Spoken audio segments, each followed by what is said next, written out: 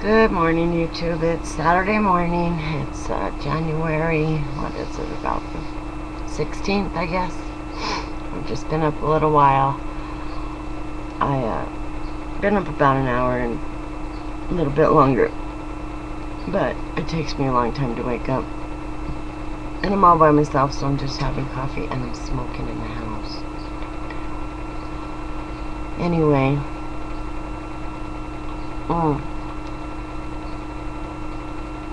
I went to bed awfully early last night. There was all kind of stuff I wanted to do, and I'm telling you, by 9 o'clock I could barely keep my eyes open. I was trying to fall asleep in here, and I had decided I was going to get up and go in the other little guest room on this side because it was so bloody cold last night that, and I didn't want to tend to the fire because I was by myself, so I cheated. I cheated and I used the heater. That would be enough to probably get me a divorce if it was known. So, again, don't tell. But, anyway, did that. Just said, screw it. I'm not humping any more wood in. It was cold last night. Went out to get the dogs in, and then, brought enough little wood in, stoked it up, and then turned on the heater and said, if it goes out, it goes out. There's nothing I can do about it because I'm not going to worry about it. My husband, we switch off. I mean, whichever one gets up, they stoke up the stove. So, you know, we kind of take turns, but not really. But we kind of do. Whoever gets up has to, you know, put wood in the fire in the middle of the night and keep the fire going. So we can keep this big-ass monster of a house warm. You know, and I'm not bragging because it's not it is my house, but I didn't build it. But it's ridiculously big for two people. And it's hard to clean it. It's too big for me to clean almost. It didn't used to be until I started hoarding everything, and then when he started hoarding, forget it. If you have somebody hoarding in a 3,000 square foot house, it can get pretty crazy. And it was when I moved here. I'm trying to think. When I first moved in, let's see, we have 5 bedrooms, 2 bathrooms, a dining room, a kitchen, a pool room for the pool tables, and the living room, and another big room that is like for the freezer. It would have been a bathroom, but it never got finished. Yeah, I'll get back to you. And thing is that when I moved in, this room I'm sitting in, not usable at all.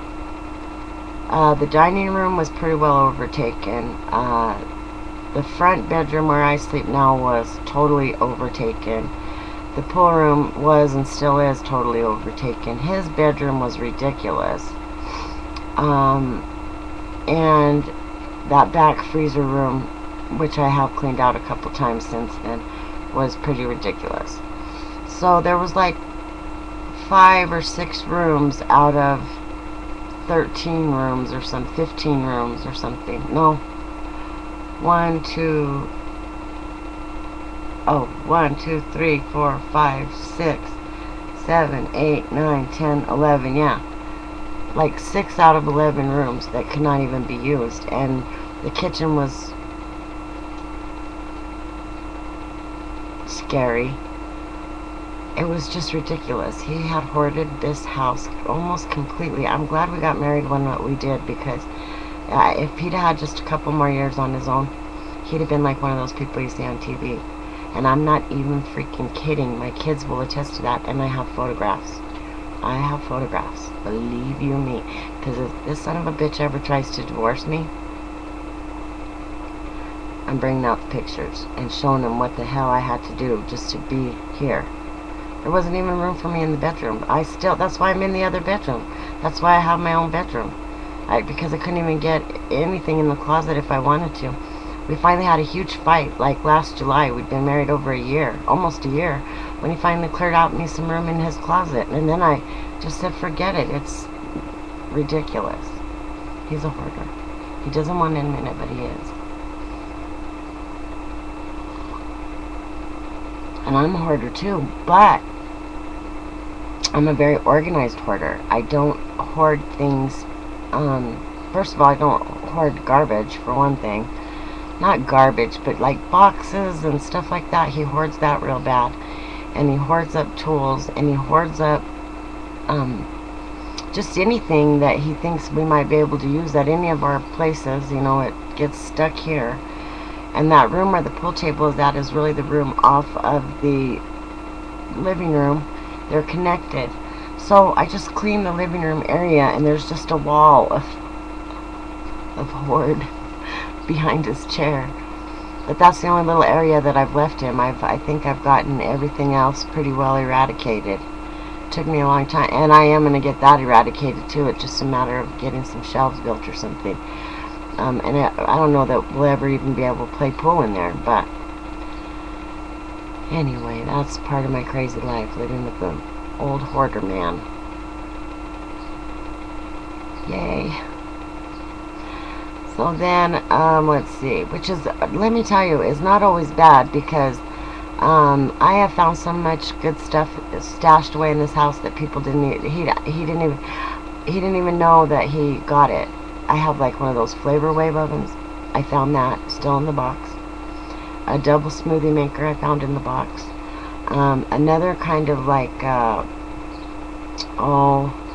food processor type of thing, but it has a bunch of parts, and I haven't even tried to use it, but we have that. I have a chicken roaster. I have 2 George Foreman grills. I have,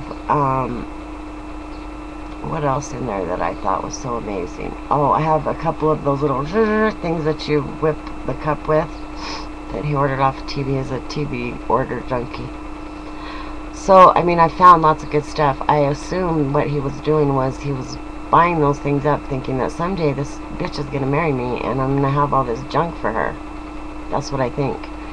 But, anyway, he's funny. He is funny. And he I don't know, he's just funny. He's a funny guy. But anyway, never a dull moment around Casa de Pink, I'm telling you that. So he just called me. He's still at the ranch. And he almost froze his ass off last night, too. We're out of propane out there. That's why he needed to stay to do the... I'm smoking in the house. Don't tell. It's morning. Come on. Anyway, he's still there. He's probably going to be there till about Tuesday, I guess. So I've got a few days that I can try to work on some things around here that have been getting on my nerves. I'm telling you what. It's so quiet here without Olivia. It is so quiet. I went to bed early last night because I could barely keep my eyes open, and I woke up in the middle of the night sick as a dog. Now, how do you get sick from something that you ate at 11 o'clock the morning before? Like 12, 13, 14 hours later. It doesn't make any sense. I figured it out. I haven't been taking those doggone enzyme things that I always tell everybody they need to take. You need to take this. Take these. These will make you feel better. Take it, take it, take it. Do I take it? No. It sits here on my desk right where I told you to take it. So that's probably what happened. As a matter of fact, I'm going to chew them up right now while I'm thinking about it. Because my stomach is like sour this morning, and it hurts. It hurts. That's how I woke up. So, I don't really know what I'm going to do today.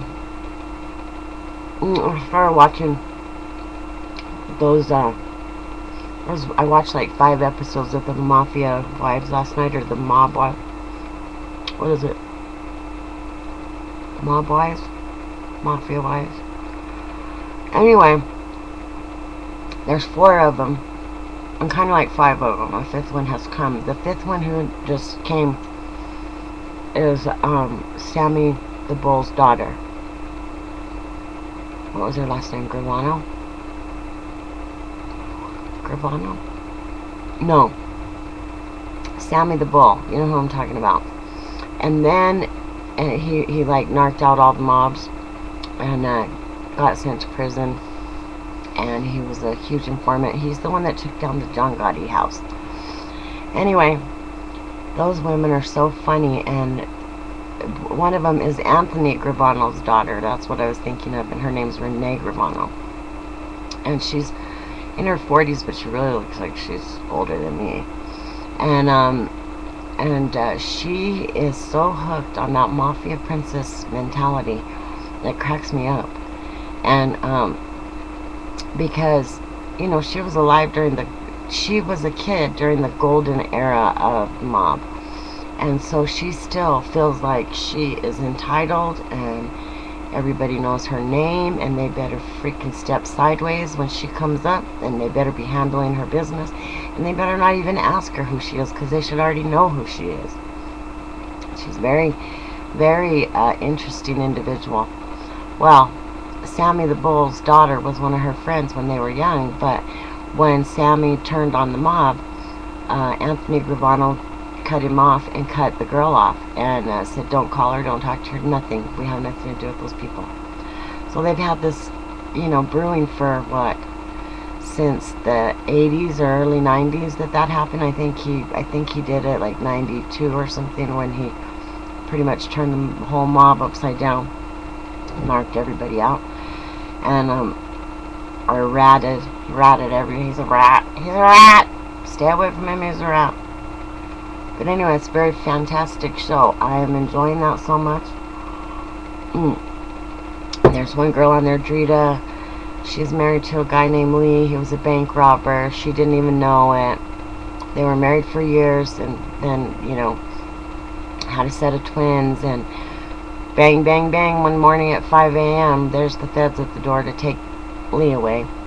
And Lee had dated Sammy the Bull's daughter before that, so there's that problem.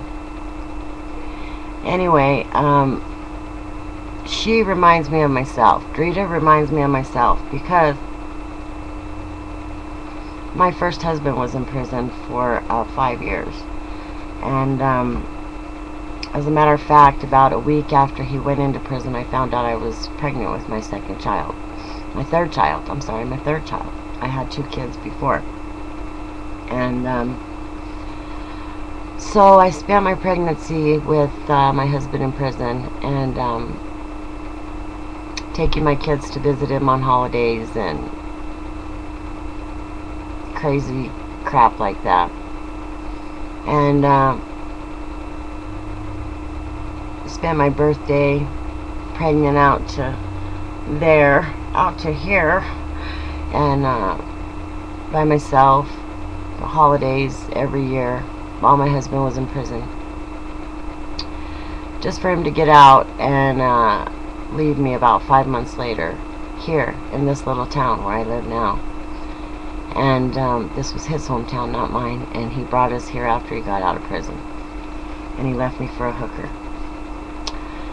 And so anyway, Drita reminds me of myself, waiting, wondering, little kids, you know, her little kids, and just, you know, never knowing when the old man's going to get out of jail or when he's going to go back.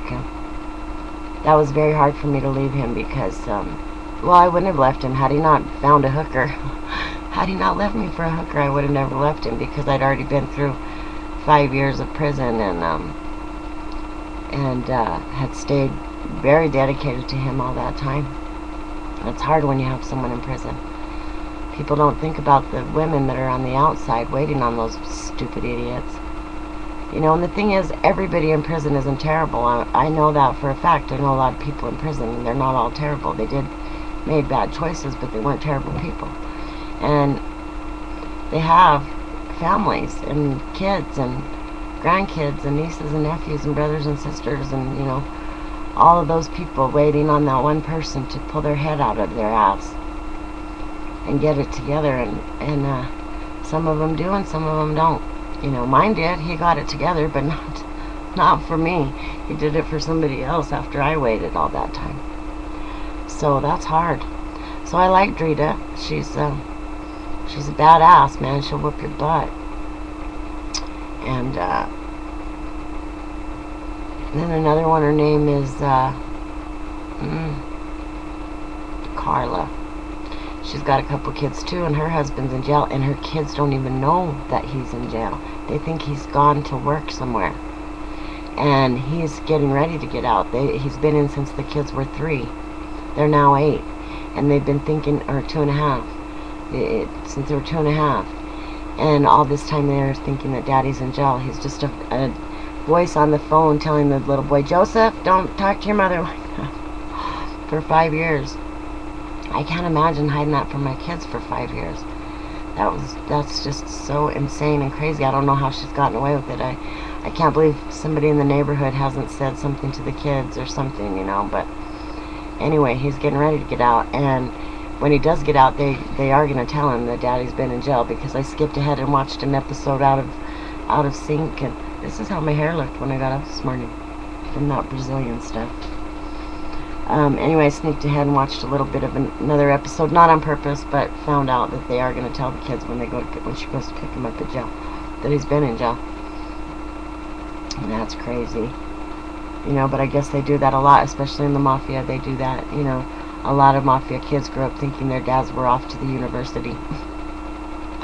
Yeah, Daddy's going to the university.